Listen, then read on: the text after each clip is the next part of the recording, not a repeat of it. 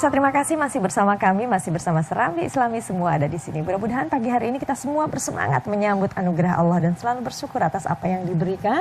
Kita semua selalu menjemput hidayah Allah. Dan hari ini pemirsa, di sesi Hikmah Pagi kami akan berbincang tentang satu hal yang kita akan bicarakan tentang kedudukan ilmu tasawuf dalam Islam. Dan tamu kita pagi hari ini segera saja saya undang. Beliau sudah ada di seberang sana. Beliau adalah Syekh Muhammad Fatur Rahman, MAG.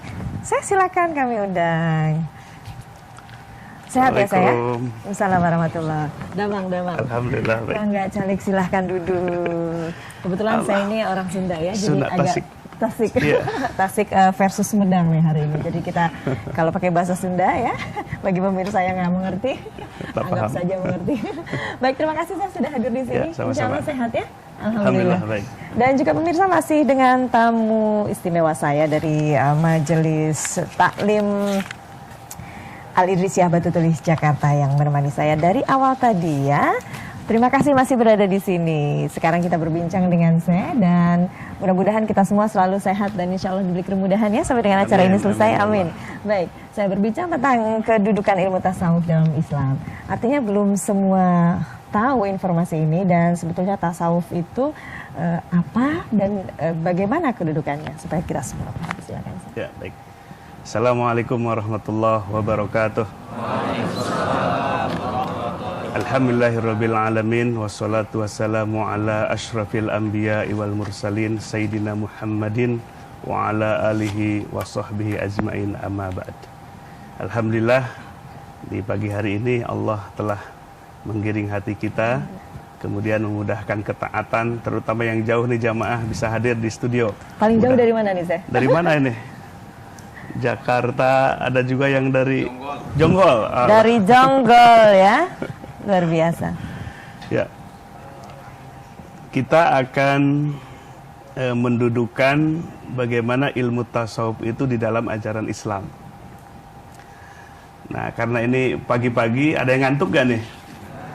Nah, biar nggak ngantuk, mau kasih kisah ini. Siap denger nggak ya? Ya. Kalau ada yang ngantuk nggak diterusin nih kisahnya. Ya, dulu Rasulullah Shallallahu Alaihi Wasallam yang diriwayatkan oleh Umar ibn Khattab radhiyallahu an, bahwa ketika Rasulullah SAW dengan para sahabat, datanglah tamu nggak diundang. Dijelaskan tamu itu berpakaian yang rapi, kemudian rambutnya hitam legam, dan tidak ada tanda-tanda perjalanan jauh. Dari wajahnya, dari pakaiannya, nggak lusuh. Tapi para sahabat yang lain nggak ada yang kenal satupun. Lalu orang laki-laki itu datang menghadap Rasul dan kemudian duduk, dan kedua lututnya disandarkan kepada dua lutut Rasulullah Sallallahu Alaihi Wasallam. Kedua tangannya memegang paha Rasulullah Sallallahu Alaihi Wasallam. Langsung orang itu bertanya kepada Nabi, akhbirni anil Islam, beritahu aku, jelaskan kepadaku tentang Islam. Ya. Nah, maka Rasulullah Sallallahu Alaihi Wasallam ini cepat menjawab, nggak ada jeda dulu. Responsif ya? Responsif. Itu seperti ya orang akad udah ngapalin ya untuk qabulnya. Udah hatam. Ya, udah dihafal beberapa malam, jadi pas ijab langsung qabul. Nggak ada jeda sedikit pun. Nah, maka Rasulullah SAW langsung menjawab, Islam antashhada an la ilaha illallah wa anna muhammadar rasulullah wa tuqimas shalah wa tu'tiyaz zakah wa tasuma ramadan wa tahujjal baiti ini stata'ta ilahi sabila. Artinya Islam itu adalah engkau membaca dua kalimat syahadat, kemudian menegakkan sholat, mengeluarkan zakat, puasa di bulan Ramadan, dan menuju ke Baitullah untuk melaksanakan manasik haji dan umrohnya apabila engkau mampu di perjalanannya. Maka si laki-laki itu langsung memberikan advice, sodakta, tepat jawaban engkau. Dan lalu disusul dengan pertanyaan berikutnya, akhbirni anil iman, beritahu aku jelaskan kepadaku tentang iman. Maka Rasulullah SAW pun langsung cepat menjawab bahwa iman adalah antu minabillah wa malaikatihi wa kutubihi wa rusulihi wa bil yaumil akhir wa bil qadari minallahi ta'ala. Artinya iman itu adalah engkau mengimani Allah, mengimani para malaikatnya, kitab-kitabnya, rasul-rasulnya, iman kepada hari akhir, dan iman juga kepada takdir atau ketetapan Allah. Maka orang laki-laki itu pun memberikan advice, sodakta, tepat engkau. Lalu langsung dikejar lagi dengan pertanyaan berikutnya, akhbirni anil ihsan. Beritahu aku, jelaskan kepadaku tentang ihsan. Maka Rasulullah SAW pun sama, langsung menjawabnya tanpa ada jeda. Anta'budallah ka'annaka tarah, fa illam takun tarah, fa innahu yarak. Artinya engkau beribadah kepada Allah seolah-olah engkau melihat Allah, saking khusyuknya, saking fokusnya. Fa illam takun tarah, fa innahu yarak. Kalau engkau belum bisa mampu melihat Allah, fa innahu yarak, maka sesungguhnya dia Allah selalu menatap engkau. Maka si laki-laki itu pun memberikan advice, sodakta, tepat jawabanmu. Nah akhirnya laki-laki itu keluar dari halakohnya Nabi, hilang tanpa ada jejak. Ternyata siapakah dia? Nah ini surprise. Akhirnya Rasulullah bertanya, hai Umar, tahukah engkau siapa yang datang itu? Maka Umar bin Khattab menyatakan, as-sa'il a'lamu minal mas'ul. Yang bertanya yaitu Nabi lebih tahu daripada yang ditanya. Maka Rasulullah SAW menjelaskan, atakum Jibril yu'allimukum dinakum. Yang datang itu adalah Jibril yang menjelma menjadi seorang laki-laki yang membawa misi yu'allimukum dinakum, mengajarkan kepada kalian tentang agama kalian, yaitu Islam. Nah maka para ulama melihat hadis ini dijadikan referensi bahwa ajaran Islam itu garis besarnya, pokoknya ada dalam 3 ajaran. Yang pertama adalah tentang Islam, keislaman, tentang ketundukan, menjalankan ketetapan Allah. Yang kedua tentang keimanan, keyakinan tadi kepada 6 poin. Dan kemudian ihsan adalah beribadah kita kepada Allah, bagaimana membangun komunikasi batin kita dengan Allah Subhanahu wa taala. Nah, para ulama menjelaskan bahwa setelah Rasulullah Shallallahu alaihi wasallam tawafa, maka ada ulama yang konsentrasi menggeluti bidang Islam ini.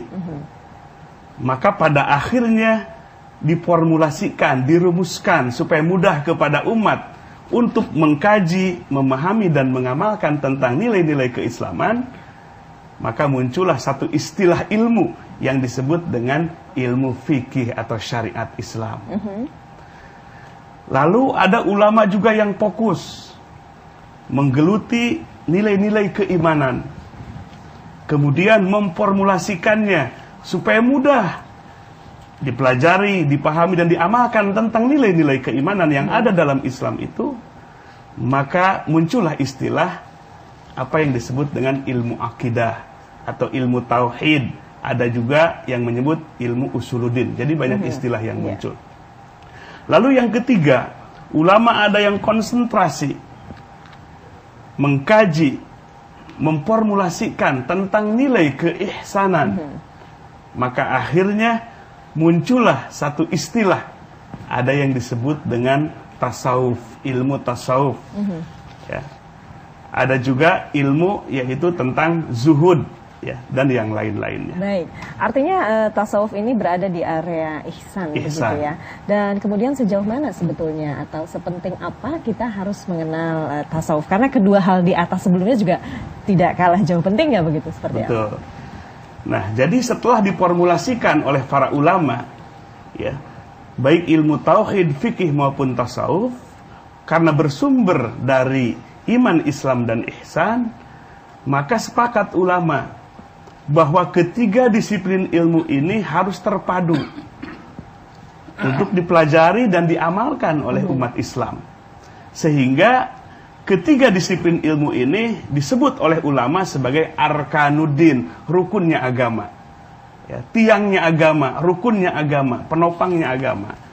Jadi kalau misalnya tidak ada satu, maka bangunan agama itu akan rubuh. Karena merupakan satu kesatuan ya? Satu kesatuan yang tidak bisa dipisahkan, satu sama lain memberikan fungsi. Nah, maka kenapa disebut oleh para ulama disebut dengan ilmu tasawuf? Nah, ini bisa diambil dari artinya membersihkan hati. Ya, sofa artinya bersih hati. Sebab bagaimana kita menghubungkan hati kita kepada Allah, nilai-nilai ihsan, kita beribadah kepada Allah, saking khusyuknya seolah-olah kita menatap Allah, seolah-olah. Atau kita yang selalu merasa ditatap Allah. Nah, untuk menghadirkan suasana ihsan itu, maka dalam ilmu tasawuf ada tahapan-tahapannya. Tahapannya yang pertama adalah bagaimana membersihkan hati. Nah, jadi tasawuf itu bisa berarti artinya membersihkan atau membeningkan hati. Baik, nanti kita akan bicara tentang tahapan-tahapannya, tapi kita harus jeda dulu ya. Baik pemirsa, ada yang harus kita lihat sebelum ini dan kami akan kembali lagi selepas yang berikut ini. Tetap di Serambi Islami, semua ada di sini.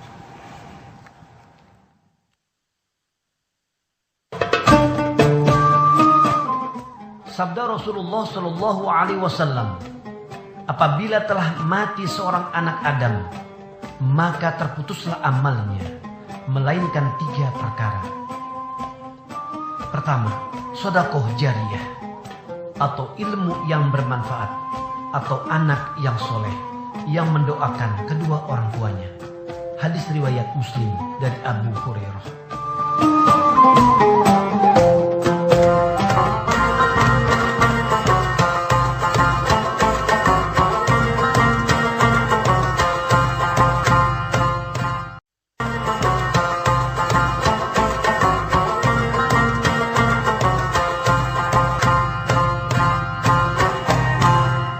Terima kasih pemirsa, masih berbincang kami dengan Syekh Muhammad Fatur Rahman tentang kedudukan ilmu tasawuf dalam Islam. Seperti yang tadi disampaikan bahwasanya kedekatan batin kita merupakan salah satu kajian yang digeluti oleh ulama yang bernama tasawuf ya. Oleh karena itu tadi ada penjelasan dari Syekh bahwasanya ada tahapan-tahapan yang perlu kita ketahui sebetulnya tasawuf itu seperti apa. Kita kembali kepada Syekh, silakan Syekh. Ya. Nah, baik pemirsa TPRI yang berbahagia dan jemaah yang ada di studio, kita akan membahas tentang tasawuf, ya, kemudian tahapan di dalam ajaran tasawuf itu sendiri. Nah, pertama karena konsentrasi tasawuf itu adalah domainnya rohani manusia atau kolbu manusia. Di mana setiap tindakan manusia itu tergantung daripada sikap hati. Ya, ini kalau bapak-bapak ditanya sebelum datang ke studio jam berapa nih bangunnya? Beragam, jam ada 2, dua, ada itu ya. 1. Ini yang datang ke sini tuh kakinya dulu apa hatinya dulu? Ternyata hatinya dulu. Soalnya sudah dilatih, stimulusnya sudah nempel nih ya. Jadi sebelum kaki melangkah, mata melihat, maka hati terlebih dahulu yang bergerak ingin datang ke tempat ini untuk mendapatkan ilmu. Nah, coba kalau kita misalnya ya, mengantarkan anak, apalagi seorang ibu, ya, kemudian pesan yang pertamanya apa kira-kira sebelum anak jauh dari kita, sebelum berangkat ke sekolah? Hati-hati ya nak. Nggak ada seorang ibu pesan-pesan ke anaknya, kaki-kaki ya nak. Jadi hatinya dulu yang diingatkan. Nah, maka oleh sebab itu, semua pergerakan manusia, tindakan manusia, ucapan manusia tergantung hatinya. Maka tahapan yang pertama, ajaran tasawuf itu adalah takholi. Bagaimana membersihkan hati. Sebab hati itu ibarat wadah. Nah, ini contoh aja nih. Ini apa namanya ini? Kalau orang jonggol apa namanya? Ada yang cangkir, ada yang gelas. Cangkir ya. Ini tempat apa? Air yang bersih, mineral, ya, ada kopi tapi nggak pakai sianida. Nah, kalau ini adalah gelas, walaupun murah, belinya cuma 5.000, pasti orang mengisi air yang bersih. Betul. Karena untuk gelasnya diminum. bersih. Karena gelasnya bersih dan peruntukannya untuk meminum. Sesuai dengan fungsi. Tapi kalau kita punya tong sampah, tempat sampah, walaupun mahal, ya belinya di Eropa pakai euro, Judulnya tetap tempat sampah. tapi tempat sampah, pasti orang masukin ke tempat itu yang baik-baik apa yang kotor-kotor. Yang sisa-sisa. Yang kotor, yang sisa masuk itu semua.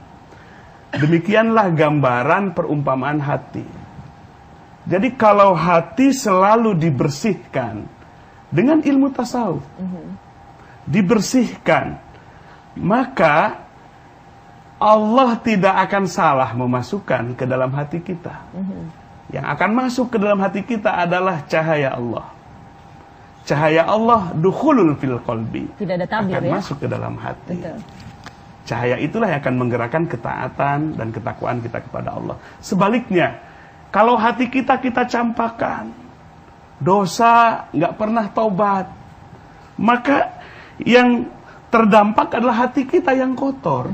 Nah, hati yang kotor, yang masuk adalah setan. Iya. Yang masuk adalah keburukan, bisikan yang jahat. Nah, maka oleh sebab itu, hati dalam ilmu tasawuf harus selalu dibersihkan. Ya, istilahnya takholi, jadi membersihkan hati dari dua hal. Ada dua kotoran di dalam hati kita. Yang pertama adalah kotoran yang bersumber dari dosa-dosa kita. Kemaksiatan kita, kezoliman kita, membuat hati kita kotor.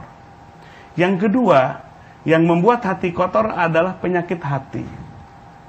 Ya, mungkin orang awam lebih mudah mendeteksi kalau fisiknya kena penyakit. Sakit mata, sakit telinga, buru-buru ke dokter. Tapi kalau sakit hati, ini bagi orang yang awam nggak merasa sakit. Sakitnya tuh di sini. Oh, sakit di sini. Jadi walaupun banyak penyakitnya, dia nggak merasa bahwa itu adalah penyakit. Ya. Coba kalau dilihat, ya paling banyak kan dokter untuk kesehatan secara fisik, medis ya. Secara medis, ya. Bahkan, ya itu walaupun mahal, nggak cukup di Indonesia, ke Australia. Iya. Ke Singapura yang dekat, saking pingin Sembuh. sembuh. Ya. Betapa terasa kalau kita sakit fisik kita. Nah, hati pun, ya, kalau selalu diurus, ketika ada gejala, ya, penyakit hati, maka akan mudah untuk mendeteksinya. Ya, artinya tasawuf ini bisa dikatakan sebagai satu kajian ilmu yang betul-betul bagaimana caranya supaya hati kita selalu bersih begitu ya. Betul. Dan kalau hubungan kita dengan Allah atau tadi ihsan, ini kan sifatnya personal sekali, tidak ada yang tahu, hanya kita dengan Allah. Tetapi ada yang disebut aliran-aliran tasawuf begitu. Artinya ini sebuah aliran apa dan kemudian yang sifatnya sangat personal itu kita tidak bisa mengukurnya, hati bersih atau tidak cuma kita yang merasakan. Seperti apa? Ya, kita bersyukur kepada Allah bahwa tadi sudah disampaikan dari rukun agama yang 3, baik ilmu tauhid, fikih dan tasawuf ini itu bermunculan, ya, aliran atau kelompok, tapi bukan sekte. Kategorisasi ya? Ya, kategorisasinya. Misalnya dalam fikih ada 4 mazhab atau madhab yang lainnya. Begitu juga dalam akidah. Demikian pula dalam ilmu tasawuf. Ya, ada tasawuf yang bercoraknya dinisbatkan kepada ulama yang menggelutinya, yang memformulasikan. Diidentifikasikan begitu ya? Betul, dinisbatkan. Jadi itu sebetulnya khajanah. Artinya bahwa ajaran Islam yang 3 ini itu sudah perfect. Konsepnya jelas, sudah teruji, melahirkan para ulama, orang-orang soleh, para mujahid memperjuangkan kebenaran. Nah, jadi kita bersyukur kepada Allah, baik ilmu akidah, fikih maupun tasawuf, kita punya referensi yang kaya. biasanya kan bagaimana cocoknya. Ya, ini dokter banyak, dokter gigi banyak, tapi kan ada cocok-cocoknya. Nah, Obatnya begitu seperti juga. obat. Nah, begitu juga obat. Nah, kita bersyukur kepada Allah, makanya jangan dipertentangkan. Bedanya aliran, ada kelompok, ada corak, kita harus husnudon, kita harus baik sangka. Itu adalah khazanah, kekayaan bagi umat Islam. Di referensi yang banyak. Dan kita bisa memilih. Nah, termasuk juga dalam ilmu tasawuf. Jadi ada tasawufnya Syekh Ibnu Arabi, ada tasawufnya masih bercabang Sayyid lagi, Ahmad Ibni Idris, banyak sekali. Menunjukkan begitu banyaknya kayanya. Jadi kalau Islam itu luas, luasnya nggak ada tepinya, dalam nggak ada dasarnya. Ya, baik, kalau pokok pembahasan kita hari ini adalah kedudukan ilmu tasawuf dalam Islam. Apakah tadi yang sudah saya terangkan sudah mewakili bahwasanya kedudukannya ada di area ihsan, atau ada lagi yang bisa kami ketahui informasinya? Ya, sebetulnya tasawuf itu hanya istilah yang muncul berikutnya. Jadi pada masa Rasulullah SAW itu nggak dikenal dengan tasawuf.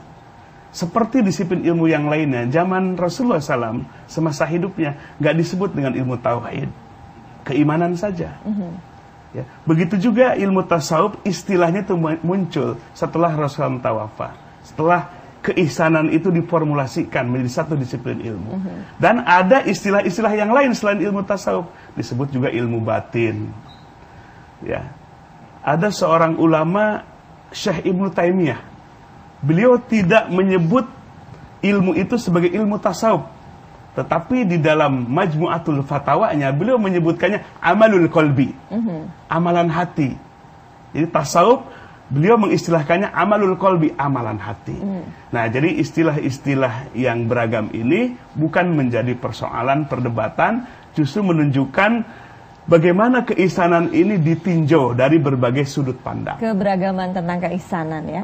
Tetapi tadi ide tentang tasawuf sendiri, itu hanya pengistilahan atau nama-nama yang muncul, tetapi kontennya sama. Sama begitu. kontennya. Tetapi tasawuf ini muncul kemudian akhirnya populer di kalangan umat Islam. Ini sebetulnya sejak kapan, Ustaz? Itu semenjak diperkirakan memasuki umat Islam memasuki abad kedua Hijriah. Kedua Hijriah. Istilah tasawuf. Kita ambil saja ungkapan yang sangat terkenal, yaitu dari Imam Malik radhiyallahu an. Beliau juga ahli dalam ilmu fikih, menjadi aliran mazhab Maliki. Nah, beliau menyampaikan satu statement, man tasawwafa walam yatafaqqah faqad tazandaqa, wa man tafaqqaha walam yatasawwaf faqad tafassaqa, wa man jama'a bainahuma faqad tahaqqaqa. Ya. Ini terjemahkan jangan ini. Kalau yang di sini mah bisa bahasa Arab semua ya. Kalau saya diam aja gitu ya. Kalau Mbak Bulan bukan bahasa Arab, bahasa Urap. Bahasa Sunda, bahasa Urap ya. Pakai kalapa tuh.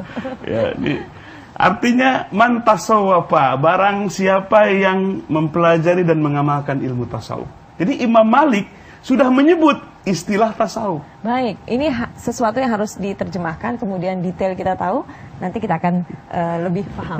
Tapi tetap kita harus istirahat sejenak ya. Mungkin saja kemana-mana perbincangan tentang kedudukan ilmu tasawuf dalam Islam masih akan hadir untuk Anda sesaat lagi.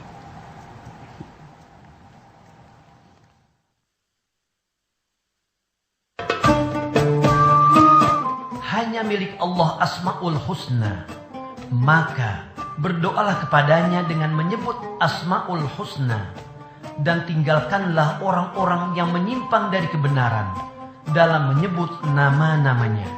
Nanti mereka akan mendapatkan balasan terhadap apa yang telah mereka kerjakan. Quran Surat Al-A'raf ayat 180.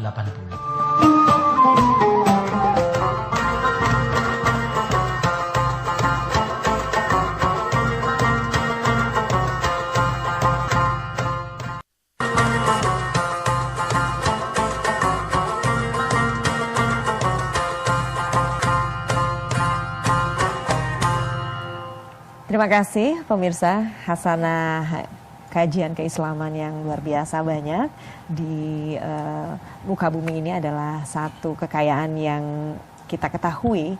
Ini adalah warisan yang harus kita pelajari supaya kita tahu mana yang harus kita jalani dan mana yang tidak, mana yang memang betul-betul diajarkan oleh Rasulullah sebagai sunnah, mana yang tidak begitu ya.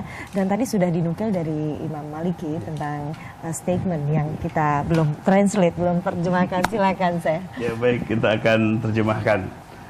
Beliau menyatakan barang siapa yang mempelajari atau mengamalkan tasawuf. Jadi istilah tasawuf itu sudah muncul di zamannya beliau, memasuki awal-awal abad kedua Hijriah.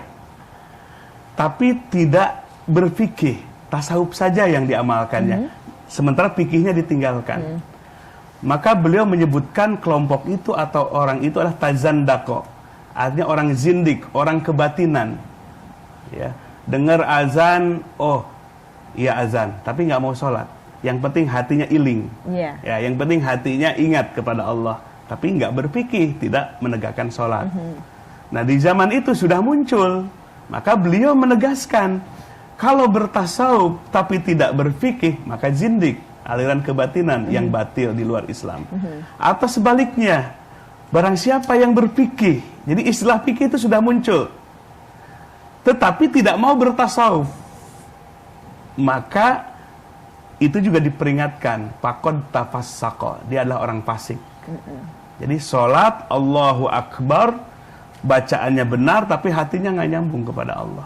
Artinya harus ada kongruen, harus ada keselarasan antara keduanya ya. Betul. Nah baik Ustadz, untuk melengkapi kebersamaan kita, ini saya mengundang tamu-tamu yang sudah jauh dan bangun malam dari Jonggol, Jakarta dan sekitarnya ya. Silahkan dulu, kita akan berbincang dengan Syekh. Silahkan.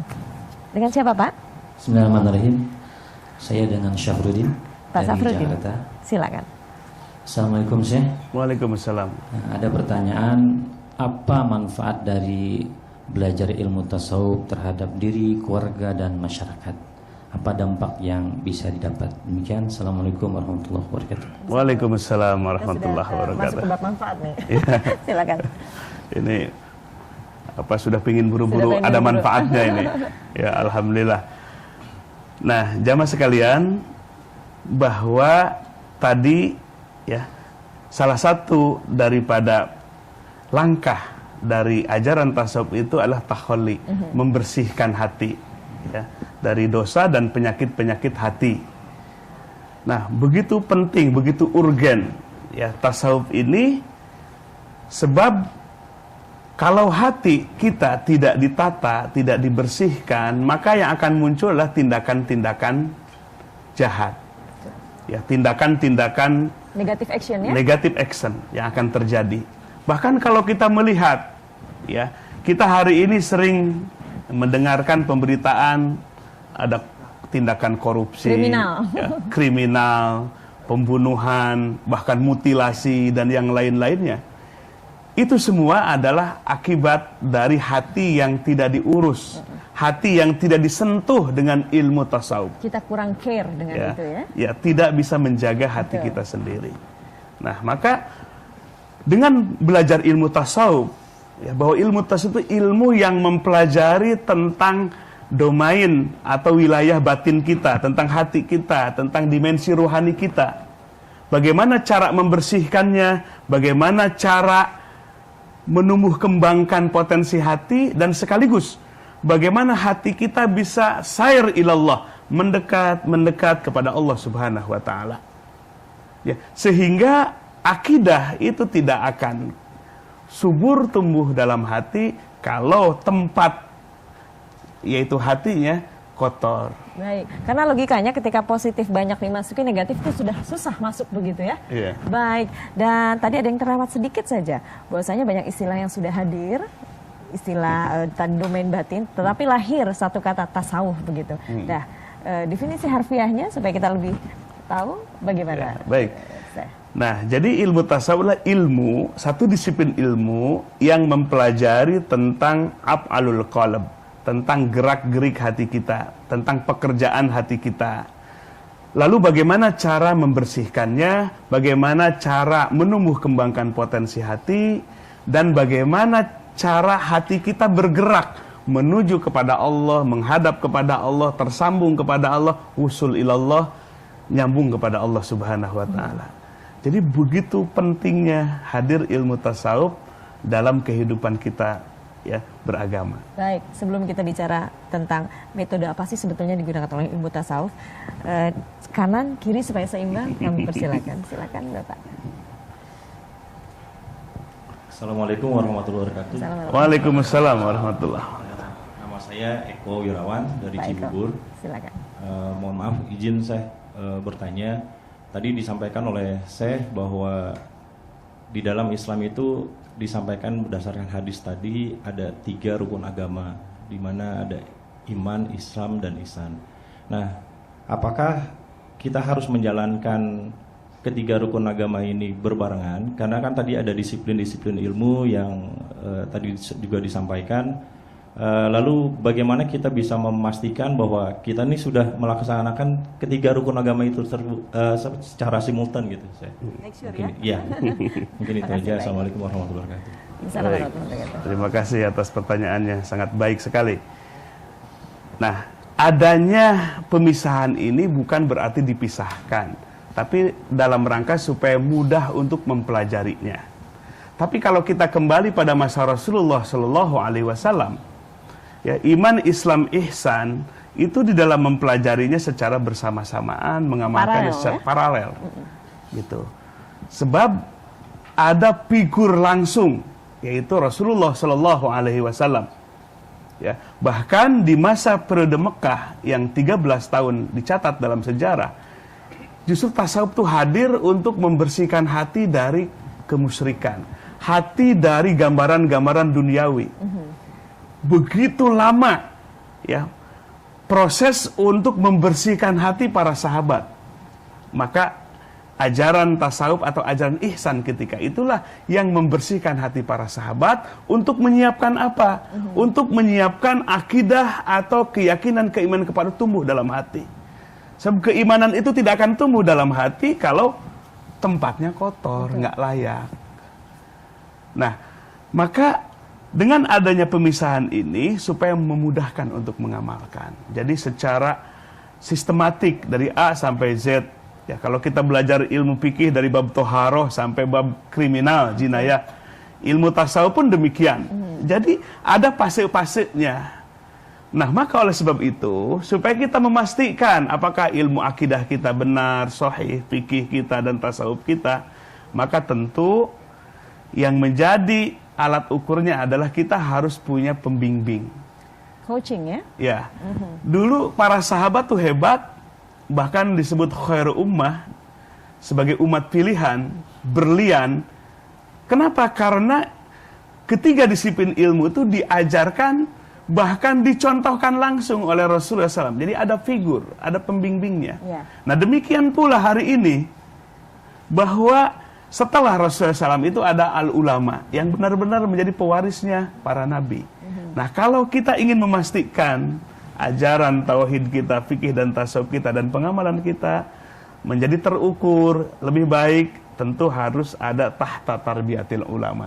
Kita harus ada di bawah naungan bimbingannya ulama. Artinya seorang ulama ini atau coach pembimbing tadi ada sebagai salah satu controlling bagi muhasabah atau maksud saya tasawuf yang sudah dilakukan. Tetapi kalau dalam kajian keilmuan biasanya harus dibarengi oleh satu metodologi begitu. Dan metode apa sebetulnya yang digunakan? Metode yang dikembangkan dalam ilmu tasawuf itu adalah metode isyrokiyah. Isyrokiyah. Nah, isyrokiyah itu berasal dari bahasa Arab, artinya terbit. Nah, jadi kalau misalnya matahari terbit, ya itu artinya apa? Asyraqatis syams. Jadi matahari terbit. Nah, kenapa diambil metodenya isyrokiyah? Artinya dari hati ini harus terbit, harus bersinar, harus bercahaya. Jadi hati yang dipersiapkan supaya cahaya Allah itu masuk ke dalam hati. Kemudian hati itu bersinar, menyinari matanya, langkahnya, mulutnya, semua digerakkan oleh cahaya yang bersinar dari hatinya. Di mana cahaya itu bersumber dari cahaya Allah Subhanahu wa Ta'ala. Dan mekanisme pergerakan seperti apa kalau bisa digambarkan secara real begitu supaya kita tahu bahwasanya hati, pendengaran kita semua jadi bercahaya seperti Ya, apa? baik.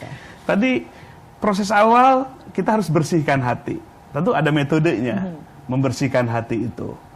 Membersihkan hati yang pertama adalah lewat taubatan nasuha. Taubatan nasuha. Nah, ini sudah masuk ke ajaran tasawuf, bab taubat. Bab taubat itu fungsinya untuk tadi membersihkan hati dari dua kotoran. Kotoran dari dosa dan kotoran dari penyakit hati. Jadi kalau kita ingin membersihkan hati kita dari dua kotoran, maka kuncinya adalah bagaimana kita memperbanyak taubatan nasuha. Sebab taubatan nasuha itu ibarat pintu gerbang kita akan menuju kepada Allah. Jadi kalau orang ingin mendekat kepada Allah, mengenal Allah, nggak lewat pintu gerbangnya, nyasar. Nggak mungkin gitu ya. Contoh kita dari Tasik, ya kemarin berangkat dari Tasik, ingin ke Jakarta. Di Cileunyi kan ada tol. Nah, di situ ada dalam pintu gerbang itu nama-namanya. Kalau mau ke Jakarta, kalau mau ke kota Bandung dan Papan yang hijau. lain-lainnya. Nah, ada papan hijau di situ. Begitu juga kita ingin mendekat kepada Allah, menghadap kepada Allah, maka ada jalan dan ada pintu gerbangnya. Taubatan nasuha ini ibarat pintu gerbangnya menuju kepada Allah. Jadi kalau orang ingin mendekat kepada Allah, dicintai oleh Allah, ingin barokah dari Allah dalam kehidupan, ya itu mimpi kalau tidak masuk pintu gerbang taubatan nasuha. Artinya pintu pertama adalah pintu taubat Taubat. yang harus diaplikasikan di dalam kehidupan kita ya. Mau nggak mau, suka nggak suka harus taubat dulu kalau belajar tasawuf ya. Baik, ada lagi audiens atau tamu saya, silakan. Yang mau bertanya? Kanan atau kiri? Tadi kiri, kanan. berarti Kanan silakan. tapi mikrofonnya di mana? Oh ya, silakan. Silakan Pak. Dengan Pak siapa Pak? Bismillahirrahmanirrahim. Assalamualaikum warahmatullahi wabarakatuh. Waalaikumsalam warahmatullahi wabarakatuh. Saya Pak Cecep Hidayatullah dari Jakarta. Baik. Mau bertanya, ada dua pertanyaan. Pernah mendengar tapi pakai bahasa Jerman Barat begitu. Nanti mohon dijelaskan oleh Syekh. Fikih henteu kapanggih, usuluddin teu kasusul, tasawuf henteu kauyup begitu. Tah eta teh naon? Geningan Itu yang eta. pertama. Yang kedua, pernah saya baca di salah satu buku tasawuf, sebetulnya sudah ada di zaman Nabi begitu. Yaitu ada orang-orang yang memakai bulu domba yang dikatakan suf gitu. Itu spesial orang-orang yang mendoakan, sahabat-sahabat yang mendoakan kesuksesan Rasulullah dan para sahabat di dalam berjuang fisabilillah. Kalau nggak salah jumlahnya ada 700-an begitu. Mungkin bisa dijelaskan oleh Syekh Akbar Muhammad Fatur Rahman begitu. Baik. Ya, baik. Terima kasih Pak. Anu teh kapanggih cenah eta teh naon? Ini ada Jerman Barat. apa? Jerman Barat ini. Ya, ini satu istilah ya kalau di pesantren ya bahasanya seperti itu di Jawa Barat. Ya. Jadi ilmu usulnya nggak kesusul. Ya artinya ilmu usuluddin atau ilmu tauhidnya ya nggak dimiliki dengan baik. Kemudian juga fikihnya artinya ya nggak ketemu. Ya, tasawufnya juga maksudnya nggak bisa diregup. Setengah-setengah semua ya. Setengah-setengah semua. Nah ini yang bahaya. Nah maka oleh sebab itu kita pastikan tadi akidah yang sahihah, fikihnya yang valid, kemudian tasawufnya yang muktabar, yang benar-benar diakui, yang bersumber dari Al-Quran, As-Sunnah dan aqwalul ulama. Nah itu yang harus kita pastikan. Sebab tadi kata Imam Malik, kalau menyatukan fikih dan tasawuf itu yang hak. Betul. Itulah yang benar, Yang itulah ideal. agama, itulah yang ideal. Nah, lalu yang kedua, tadi pertanyaannya apa tadi? Para sahabat. Oh iya, ya udah bisa ditangkap. Istilah tasawuf itu dulu pernah disebut di masanya Nabi namanya Ahlus Sufah. Ahlus Sufah. Jadi di Masjid Nabawi, di Masjid Madinah itu ada di situ ruangan hujurat, kamar-kamar Nabi dan istri-istrinya. Ada juga Ahlus Sufah, artinya di situ ada kamar-kamar ruang untuk orang-orang yang mereka itu sudah nggak mampu berjuang dengan tenaganya, dengan hartanya sudah lemah. Mereka lebih banyak menghidupkan masjid. Nah, pernah istilah itu muncul, Ahlus Sufah. Itu ahli sufah namanya. Jadi ada pendekatan dengan tasawuf tadi.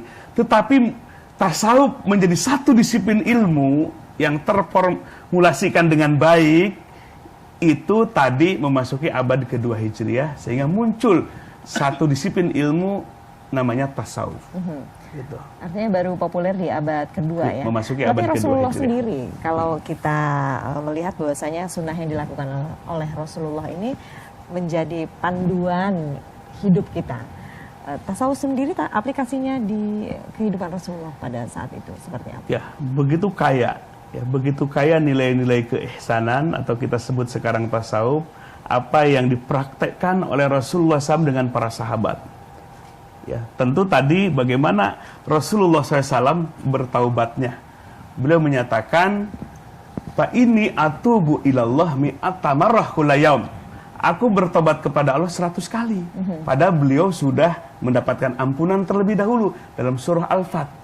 Tapi beliau taubatnya tidak kurang dari 100 kali. Ini yang banyak-banyak dosa berapa kali nih sehari semalam. Ya.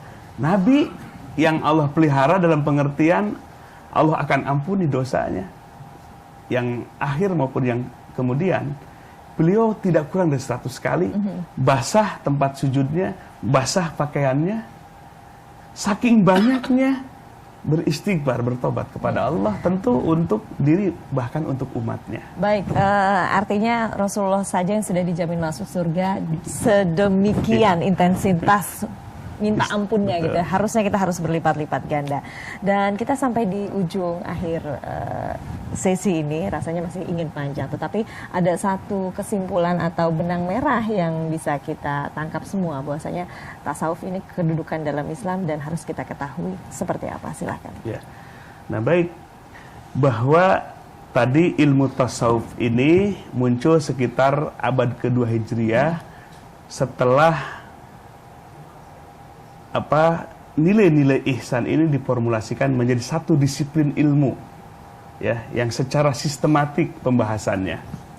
Nah, pada masa Rasulullah Shallallahu Alaihi Wasallam, maka perilaku atau nilai-nilai tasawuf itu disebut ihsan, dan begitu kental, ya, di masa Rasul dengan para sahabat nilai-nilai ajaran dari ihsan atau tasawuf itu, dari taubatnya, dari kesabarannya, syukurnya, bagaimana para sahabat tidak terpedaya dengan hartanya, apa yang disebut dengan konsep zuhud, ya, bagaimana syukurnya para sahabat kepada Allah, bagaimana sikap ridhonya.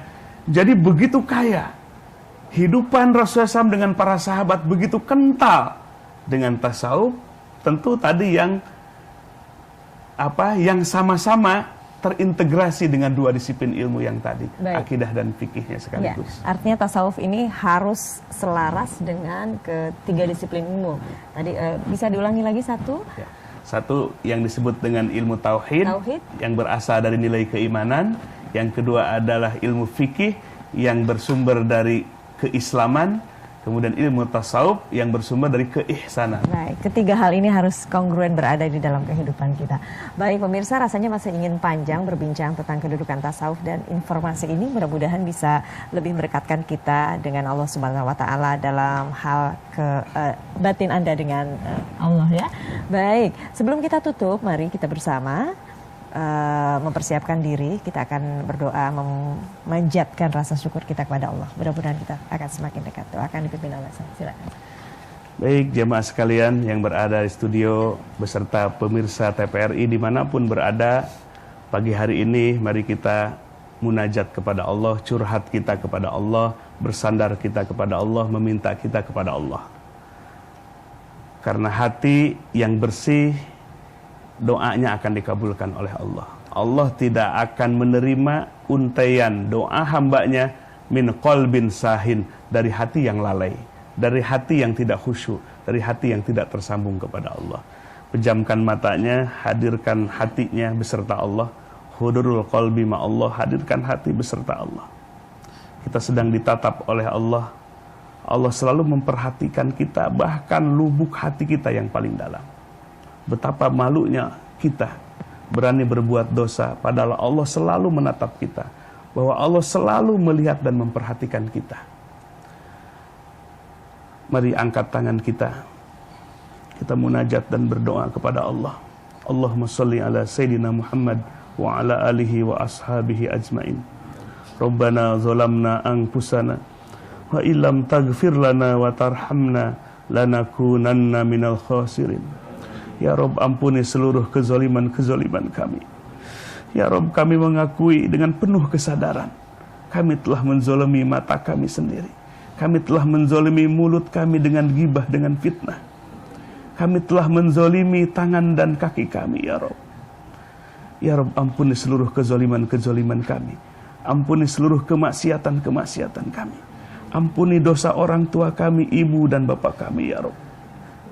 Ya Rabb, ampuni dosa kami dari mulai balik sampai hari ini, ya Rabb.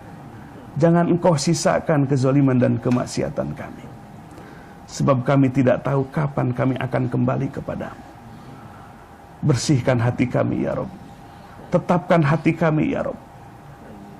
Ya Rabb, genggam hati kami untuk selalu bersih dan lurus. Ya Rabb, gerakan hati kami supaya selalu mengingat, supaya selalu tersambung denganmu. Ya muqallibal qulub, sabit qulubana ala dinik. Ya Rabb, wahai yang membolak-balikan hati, tetapkan hati kami ada dalam agamamu, ya Rabb. Hati kami selalu menghadap kepadamu.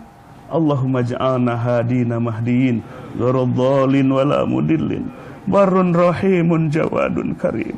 Allahumma aftah lana waladaina futuhal anbiya wal awliya bijudika wa karamika ya arhamar rahimin. Ya Rabb, bukakan hati kami seperti Engkau telah bukakan hati para nabi dan para wali-walimu. Amin. Hati yang selalu bergerak menghadap kepadamu. Hati yang selalu tersambung kepadamu. Hati yang selalu musyahadah menyaksikan atas kekuasaanmu, atas kesempurnaanmu.